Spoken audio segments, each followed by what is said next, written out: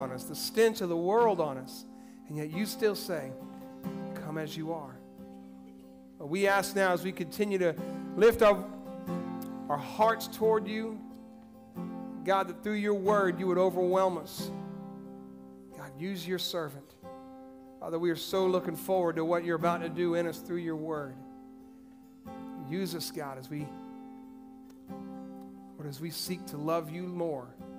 Use us, Lord, according to your will. And we pray it in the mighty and the strong name of Jesus. Amen.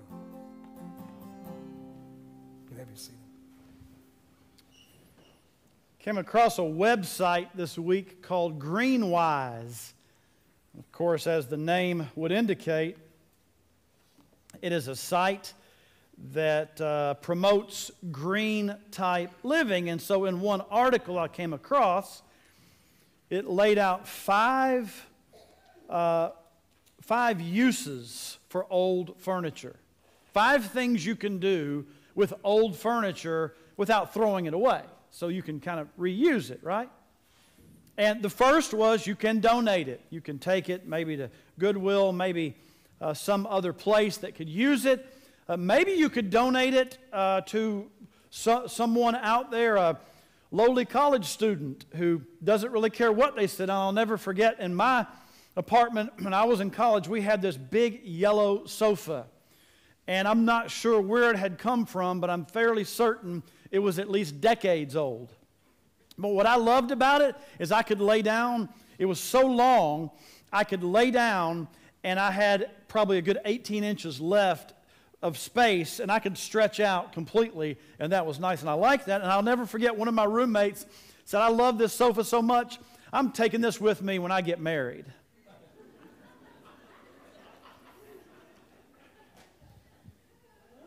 His name's Brett. Ask that how that was going for him.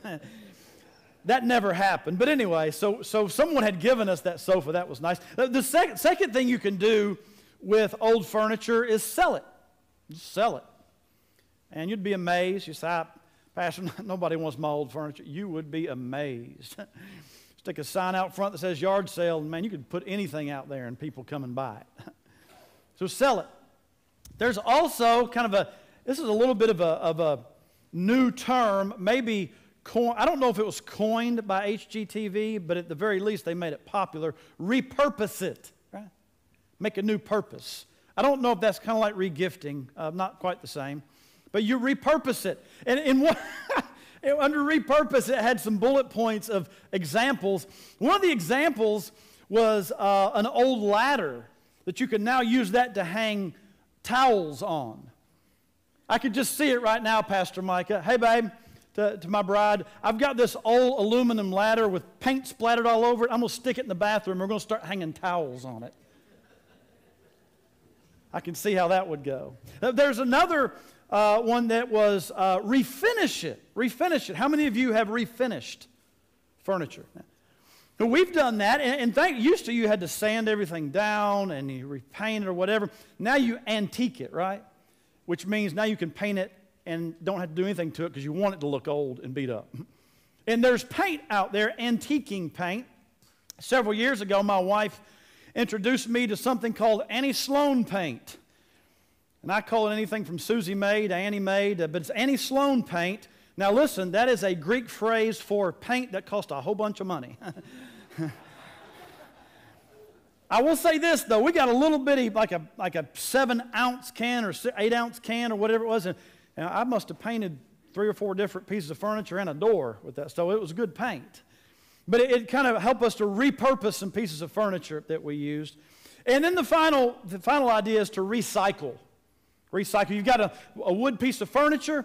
You could break that thing up and take it down to the recycling place, or you've got furniture made out of certain materials. You could take it down to the recycling place. Either way, when you do this with your furniture, you get good use out of it. Instead of just throwing it away, you become someone who uses your furniture much more efficiently. To use something efficiently means you get the greatest extent of use with the least amount of expenditure. And so one piece of furniture might be able to be used in multiple ways rather than getting a piece of furniture, using it, throwing it away, and getting new, that expends a lot more materials, a lot more effort, a lot more energy. Years ago, I began to coin this term for God, and I don't know if it's coining the term, but I've been to use this phrase about God. Some of you have heard me use it, that God is a very efficient God. It's very efficient. In fact, one thing I've learned about God is He will not waste anything in our lives. And when we are walking through a situation, maybe whatever you're walking through right now, maybe it's a difficult situation, maybe it's a challenging situation, maybe it's a joyful situation, maybe it's an easy situation, but whatever the circumstance might be, make no mistake about it. If you walk with God and you allow Him, He will use your situation in ways you never could have conceived of. Ladies and gentlemen, here's our primary thought. God will not waste our past experiences, but He will use them to glorify Himself and to proclaim His name. God will not waste our past experiences. He will use them. He will use them to magnify Himself, to glorify Him. He will use them to reach the lost. He will use them to equip the saved. And this morning, that's what we want to consider. That is the efficient sovereignty of God. God's efficient sovereignty. So there are three words here, God, that you are familiar with, hopefully. Efficient, which means taking something and using it to its most effective means with the smallest expenditure of effort or energy. Efficient. Some of you are like that with money. You are very efficient with money. Well, when you have $1,000, you can do a lot more with it than when other people have $1,000 because you're very efficient in the way you spend it or save it or use it in sales. And there are people you've seen who can take $100 and buy $300 worth of groceries because of their effective use of coupons. It's very efficient, right? God's very efficient, and His sovereignty. Sovereignty means this: God controls absolutely everything all the time. Just that He is in control. So whatever's happening in your life, if you thought that you are the victim of circumstance, then you do not fully have an appreciation for the sovereignty of God. As Christians, and this is good news, as Christians, we are never the victims of circumstance. We are never victims. Do not act like it. Stop treating yourself like it. Stop treating other people. As believers, we're not victims. If I were a victim, that means someone's doing something to me that somehow God was not aware of. But if something's happening and on the outside it appears it's being done to me or it appears it's being done against me, I have to assume that, okay, God allowed it, and I don't know what, but He's going to do something with this for His glory. He's efficient and He's sovereign, and that's what we're going to consider today, God's efficient sovereignty. And so, what are some experiences God might use in your life? What are some past experiences God might use in your life? If you have your Bibles, I want you to turn to the book of Acts. We are there again, Acts chapter 21. Acts chapter 21. In your Bible or your iPad or your iPhone or your smartphone, whatever your copy of the Scriptures on today, you turn there to Acts 21. Specifically, we will be covering today verse 37 of chapter 21 all the way through verse 29 of chapter 22. I know some of you are going, likely story, Pastor. There's no way that happens today. I'm telling you it's going to. It's going to.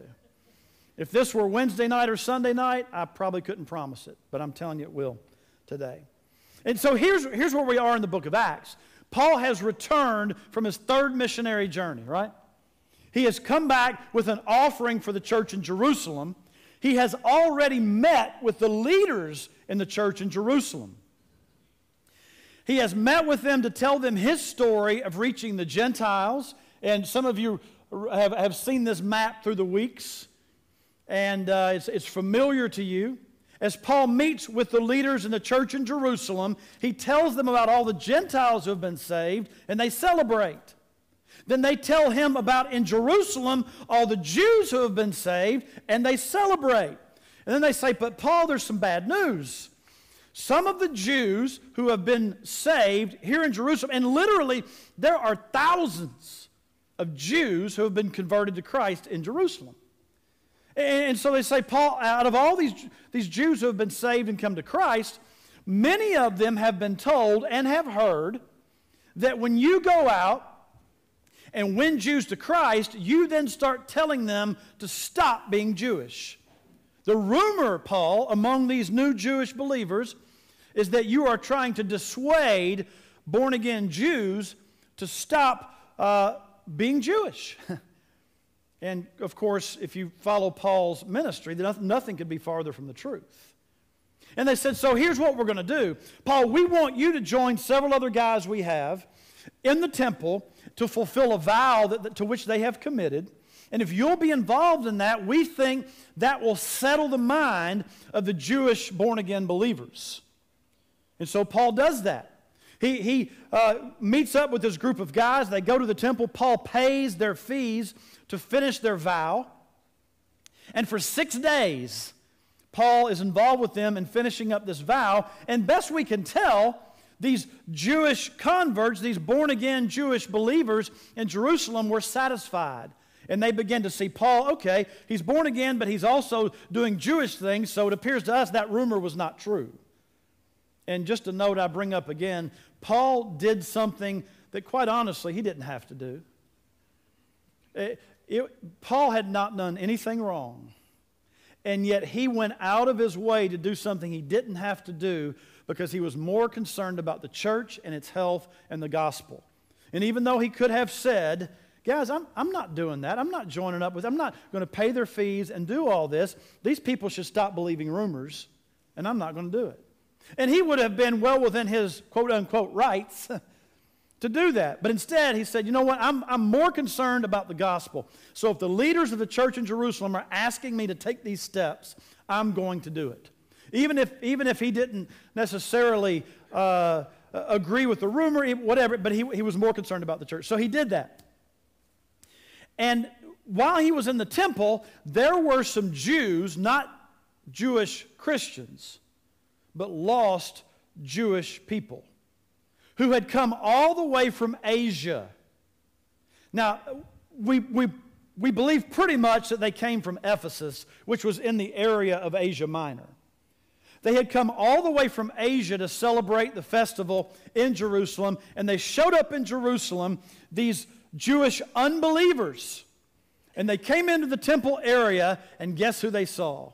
They saw Paul. Well, the last time they had seen Paul, they were running him out of Ephesus for creating a stir there with the gospel. So these Asian unbelieving Jews or non-Christian Jews show up in Jerusalem, thousands of miles away. They see Paul, and they see Paul with somebody they know. It's a guy named Trophimus, who was from Ephesus. So they see Paul with Trophimus. They see Paul in the temple. They saw Paul with Trophimus down in the marketplace in Jerusalem. And then later they saw Paul at the temple. So not only did these Jewish unbelievers begin to continue to propagate the rumor that Paul was trying to discourage Jews from being Jews, they said something else that was kind of the straw that broke the camel's back. And it was that Paul had brought a Gentile into the temple. Which I mentioned this last week. We covered all this last week, but I mentioned that's a stupid rumor because if Paul had done that, he probably would have been assaulted on sight. He never would have made it into the temple. Anyway, so here's Paul, and the rumor begins about him, and we pick up here in verse 26, or excuse me, 36. We'll start around there, and that's where we finished up last week. Verse 36, I'm going to read. Our study begins really in verse 37, but verse 36 says, "For the multitude of the people followed after, crying out, 'Away with him!'" And so that's where we ended last week. Paul has been arrested. Paul is being carted off. In fact, the Roman authorities had to get involved because the crowd got so crazy. They arrest Paul. And we pick up today in 37. In verse 37, all the way through chapter 22 and verse 29, we are going to see some things that come up from Paul's past that actually are used here to spread the gospel. What are some past experiences in your life that God might use? As I often say, this is not an exhaustive list of everything in your past that God might use, because I'm going to share with you some things today, and I'm sure there are even other things that God might use from your past, but here are a few examples of how God uses things from our past now to do His work in today or even in our future. Verse 37 of chapter 21. Then as Paul was about to be led into the barracks. So there is a barracks on the edge of the temple that the Romans kept a guard there. They kept a presence even on the Temple Mount, which could get a little hairy, get a little crazy at times. So they were about to carry him into the barracks. And he says, "May I speak to you?" he replied. Or, "May I speak to you?" And the commander replied, "Can you speak Greek?" Now, up to this point, they weren't aware of who Paul was. In fact, we're going to find out most of the people in the crowd don't even know why they're mad at Paul. And the commander and the soldiers, they don't even really know what's going on or why Paul is here or why the people are rioting. They just figure if these people are rioting over this guy Paul, he must have done something wrong. They think he is a Jewish revolutionary. We're going to see that here later on. And so when he speaks Greek, they're like, whoa, hang on. You speak Greek? Look at verse 38. The commander says, "Are you not the Egyptian who some time ago stirred up a rebellion and led the 4,000 assassins out into the wilderness?" Now think about this. This is the Apostle Paul. Paul and his 4,000 assassins, right? That's crazy. That's ridiculous. Last 2 weeks, by the way, we've looked at messages that have addressed the concern and the damage and the destruction that rumor and gossip causes, right? And God bless you, some of you all came up to me afterwards and said, "Pastor, I just want you to know you're talking to me." And I said, "Listen, I would never have known you had that issue if you hadn't just told me, so I'm just saying." But rumor, gossip, I mean, we've all been in situations where we've said things and we go, "You know what, I shouldn't have said that." We've all been there. But in this case, it is kind of that on steroids. And now the rumor, that it's kind of like that game you play where you get in a circle, you tell the first person one thing, and then he tells the next person, you go all the way around the circle, and by the time it gets back to the original person, it's something completely different than where it started. That's what's happening here. These Roman centurions, these Roman soldiers, these Roman commanders, they thought Paul was some kind of an assassin. That's funny. And so verse 39, but Paul said, "I'm a Jew from Tarsus in Cilicia." And then he makes a statement. I love this. "A citizen of no mean city." That did not mean like mad and angry and unkind. Mean like small. The city that I came out of, it ain't small. It's a significant city. And that's important here. "I implore you to permit me to speak to the people." So the commander gives Paul permission. So when he had given him permission, Paul stood on the stairs and motioned with his hands to the people. And when there was a great silence, he spoke to them in the Hebrew language, saying, pause there. Paul spoke in Greek to the commander. He spoke in Hebrew to the people. When he spoke in Greek, it got the commander's attention and really gave Paul an opportunity to be heard. If Paul had not spoken in Greek, if Paul had not mentioned the city he was from, I'm not really sure he would have been given the opportunity to speak as he is. And then as he begins to speak to the rioting crowd of Jews, I'm not really sure they would have listened if he weren't speaking in Hebrew. I'm not saying a lot of the people in the riot didn't know Greek. They probably did. But when Paul began to speak to them in Hebrew, they heard him. It connected with them, and they got quiet. Watch this. Paul had acquired, obviously, the ability to speak in Hebrew. He had learned Hebrew from a boy. But as a Greek citizen, as a Roman citizen, he had also learned the language of Greek. Paul, by the way, if there had been an IQ test back in that day, I would love to have known his score. When you read about him, you read about his teaching, his learning, his abilities. He was a phenomenal person. And so he had learned Greek as well. He had learned Hebrew as well. And so it's these languages he had learned earlier in his life that are now being used to even give him a hearing. So can I suggest to you that at times God will use abilities we have acquired in the past to use right now in the present for his glory. Abilities we have acquired in the past. Some of you are looking back at things you learned when you were younger. I know some of you students are in classes right now and you're going, I can't possibly imagine how I would ever use this. And no, you can't, but guess what? You don't need to. God knows what you're learning. So some of you are sitting here today with things you learned in the past, and you're not exactly sure why you learned them. I'll be honest with you, I'm the same way. But make no mistake about it, and hear this. By the power of God and through His Son Jesus Christ, God will oftentimes take things you learned in the past that maybe you never thought you would use again. And He can use those things in the present to glorify Himself, to win the lost, to equip the saved. In the fall quarter of 1991, that was back when colleges were on the quarter systems. Back in the fall quarter of 1991, I was a senior in college. I would graduate that spring. I was in a class under Dr. William Becker called Organization and Administration. And in that class, we were learning to operate and oversee and run large departments, particularly in the public sector, in government. And one of the areas we looked at specifically was something like a city recreation department, and how it runs, and how it's budgeted, and how it's set up.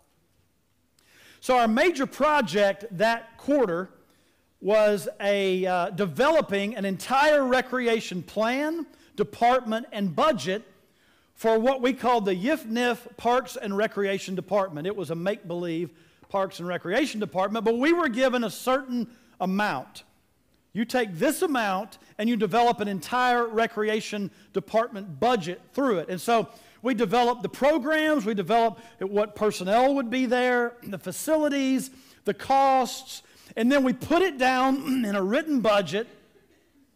We listed out a document that gave the budget as a whole, but we also had to, for each department, justify that department, justify that ministry, and whether it was youth sports, or whether it was senior adult activities, or whether it was youth arts and crafts, or the personnel area, we had to justify each thing, lay the budget out, and we put together a unified budget. By the way, believe it or not, I still have that project. I can't believe it. I still have it, but it's been around a long time. And I got to tell you, William Becker is now at Virginia Wesleyan College, and I was going to email him the other day and tell him how I've used this until I noticed that he gave me a B on this project. And now I'm really going to talk to him. But anyway. So we put together this project, and when I graduated Georgia Southern, stuck this in a box with other projects and papers I had done, didn't think about it again. Till 2 years later, 2 years later, I was a 23-year-old church planter starting a brand new church. And in the first year of that church that I planted, which, by the way, I'll begin tonight in revival at that church, Living Hope Baptist Church, out on the edge of Byron. I'll begin a series of revival services starting tonight through Wednesday. But anyway, we started that church in August of 1993. And in a new church plant, basically that first year, we just operated out of the church's checkbook. If we had money in the checkbook, we bought stuff. If we didn't, we didn't. I mean, it just kind of operated like that. But after a year, we decided it would be a good idea to set in place a budget, kind of a unified budget for that coming year. Now, I know some of you who have been operating on church budgets for years can't imagine not having a budget. But when you begin a church, when you got, $47 in the account, you really don't need a budget for that. So by the end of the first year, we had saved some money, put some money aside, and we decided it would be good to put together a unified budget based upon the previous year's income and anticipated income and put together that budget. So we had someone from the Georgia Baptist Convention come in and sit down with us, myself and about 3 of my leaders. And I realized when we sat down in that room to talk about the budget and to begin to develop it, that we could then present to the church and vote it in, all that kind of good stuff, I realized that a couple of my leaders were not that familiar with unified budgets. They were not that familiar with them. But guess who was? I was. I was only because 2 years earlier in a class I never thought I would refer to again, in a project that I never thought would do any good. When we put together this project, my senior year in college, I was already preaching a lot. In fact, a lot of Sundays out of every month, I was preaching in areas all around Statesboro, and I could start naming cities all around their churches I preached at. And I realized then that I wanted to preach. I was pretty sure I wanted to pastor. So when we did this project, I did not connect the two. Honestly, I didn't think a thing about this. I thought I was doing the project, got finished, put it aside. But 2 years later, I'm sitting around a table with a Georgia Baptist Convention representative and several of my leaders, and a couple of them aren't really familiar with unified budgets, and I'm going, I get what that is. I know what that is. I understand it. How? Because of a project I had done 2 years earlier, something I never thought I would even think about again. And I said, Lord, thank you. Thank you that, you know what, I probably took that class because it was just, it filled a category that I needed when I took that class. I doubt I went in and went, I think I'll take this class. It looks good. It'll really help me 2 years from now. It's probably one of those things I had a category, I had to fill it with a class, and it had to be a certain time and certain day. Oh, here's the only class that'll work. Bang, let me take this. Some of you understand what I'm talking about. Sometimes you just got to do that. What I did not know was the sovereign hand of God directed me to that class, sent me into that class, caused me to do a project where I began to understand what it meant to put together a budget for an organization or a program or an agency in such a way that when I got to starting a church, when I got to putting together a budget, I understood it. Ladies and gentlemen, can I suggest to you that there are abilities you have acquired through the years? I don't know what they are. Maybe you haven't thought about them in a while, but I'll tell you this, they are not wasted. The sovereign God of the universe can use them. I don't know the things, by the way, young people or adults. I don't know the things you're learning right now. But please do not assume that the thing you're learning right now is being wasted. You have no idea how God might use that thing again in your future. I don't know what math, what music, what instrument, what function or ability God is teaching you right now. But I'm telling you, who knows? Who knows what God might do in the future? Which suggests then to me, be all in. If you're learning something, if you're in a class, please don't say, you know what, I don't need this class, this is a waste. I'm just going to kind of skate through it. Be all there, because who knows what God might do with what you learn there. Who knows? Look at verse 1 in chapter 22. Paul stands up speaking in Hebrew, and he says, brothers and fathers. Now that is important because that was a Hebraic introduction to a formal address. So he's not just winging it here. He's standing up, he's speaking Hebrew, and he's speaking to them now as if he's making a formal address. I'm going to begin to read through this next section. It's a long section. I'm not going to comment much on it, but I want you to see it. Because before we start it, know this. Beginning in verse 2, all the way through verse 21, it is as effective of an example on how to do a personal testimony as any passage in the book of Acts. That's what I'm just saying. You want to know how to lay out and organize a personal salvation testimony?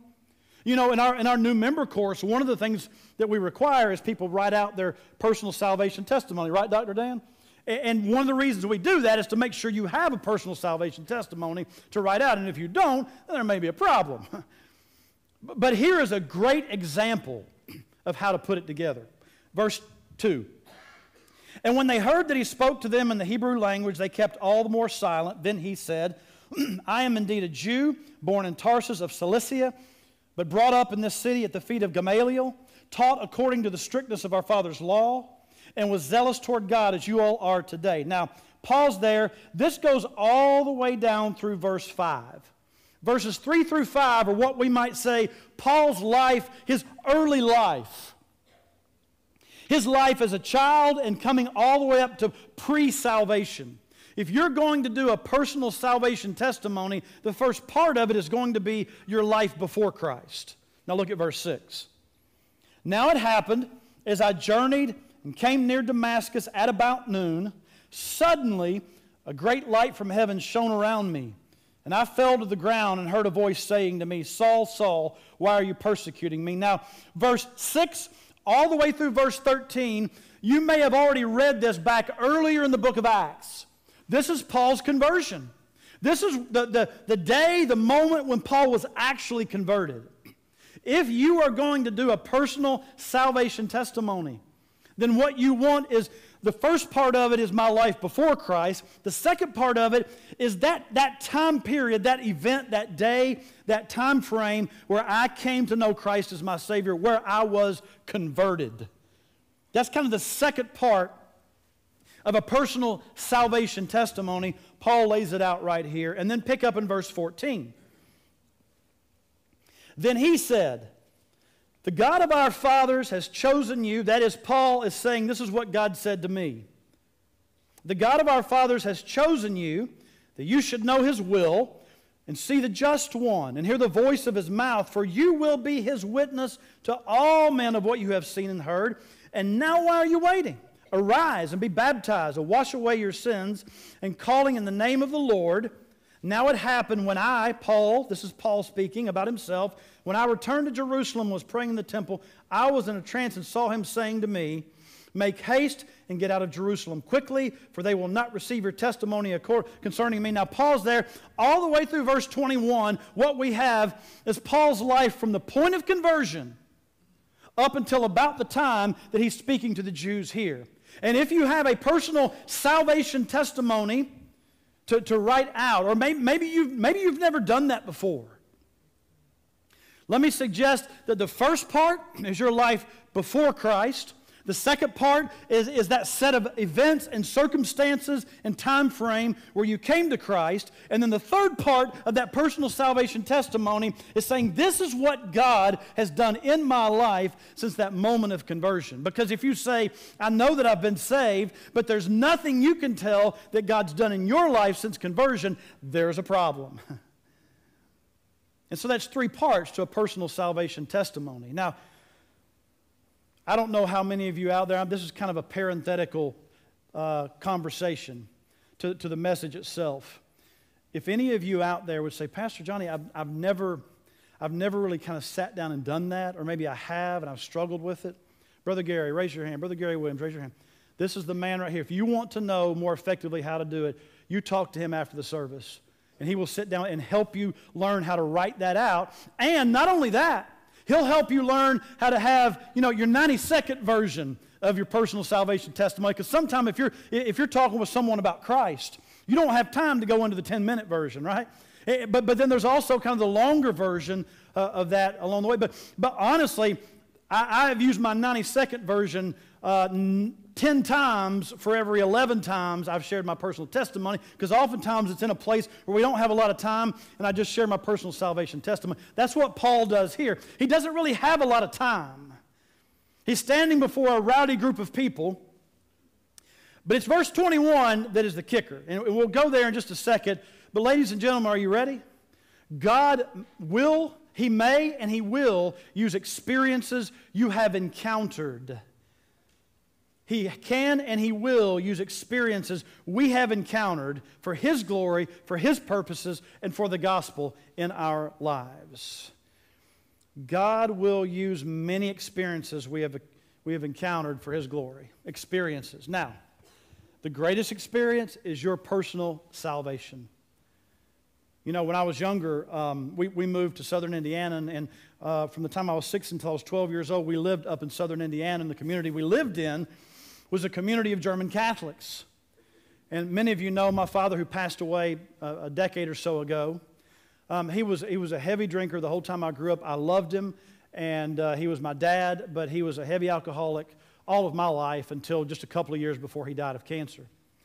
And so when we moved up, we had pretty much been kind of a part of a Baptist church in East Tennessee, which is where I'm originally from and where my family is from. But when we moved to southern Indiana, my dad kind of discovered that you could go to a church that had keg booths at its picnics. And so he was all for that. So we joined the Catholic Church, and I'm not trying to be cute or, well, that's kind of what drew him there, to be honest with you. And so we got involved in that, and I was baptized into the Catholic Church and took First Communion. I was an altar boy, wore the robes, ring the bells. For those of you who may know what I'm talking about, for those of you who don't, just trust me. And grew up for all those years as a Roman Catholic child growing up. We moved to Georgia, and when I was about 13 years old, I began to attend a church with a friend of mine because of a youth lock-in. Youth lock-ins, the greatest reason youth pastors have been run out of ministry in the history of youth ministry. Youth lock-ins. No, I'm just kidding. Not really. So he invited me to a youth lock-in, and we went to the youth lock-in, and then that next Sunday I went to church with him, and I kind of started going, just attending church with him. It was Second Baptist Church here in Warner Robins. And I remember during that time, it was a very short period of time, just a few months, where I began to at least consciously hear the term born again. Now, I'm sure at some point in my life I had heard the term born again.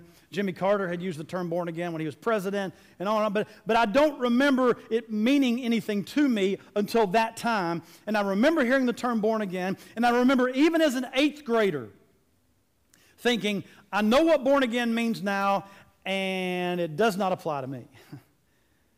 And so I remember thinking, Lord, when does the Lord hear me when I pray? I remember thinking, how do I know I'm going to go to heaven? And I began to get those questions answered. Now, I cannot explain this, but from the time I was in the 8th grade until the time I graduated high school, I was aware of my need of salvation. I was aware of it.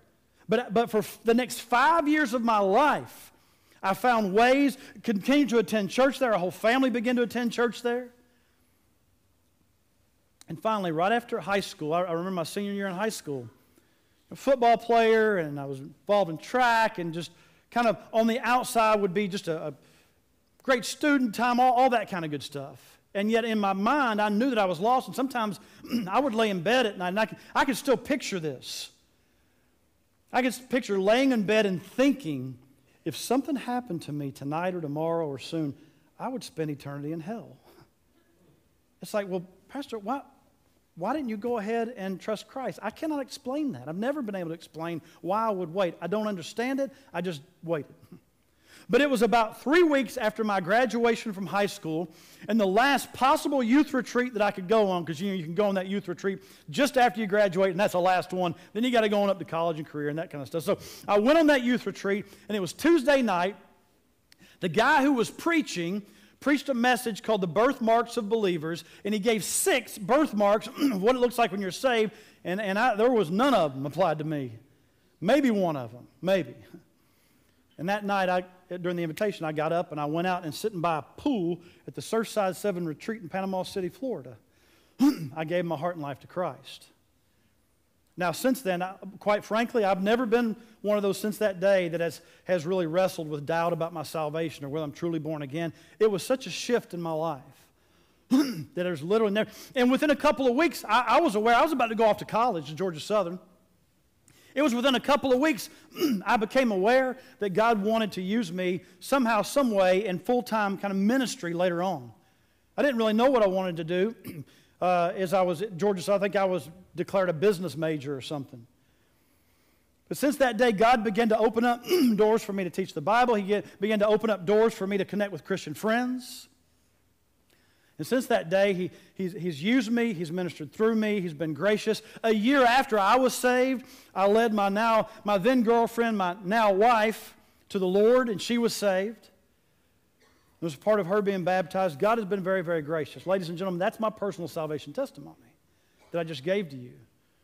That is the greatest experience of my life, and God uses it still today an experience I encountered. He uses it still today. Now, your personal salvation is not your only experience, but it is your greatest. And God will use it if you will allow Him to. Now look at verse 22.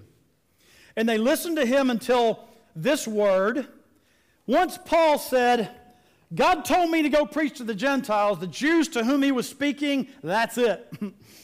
That's kind of where the line ends. They ain't listening no more. And so they say, away with such a fellow from the earth, for he is not fit to live. That sounds a little melodramatic to me, but hey, that's the way they felt. Verse 23, as they cried out and tore off their clothes and threw dust in the air. Too bad people didn't have cell phones back then. You want to talk about viral.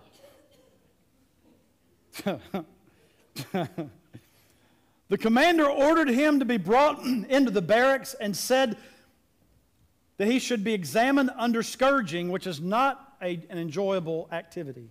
Scourging, it's a leather whip with 9 tails. Oftentimes they attach sharp objects to it, and they whip you with it. It's a bad deal.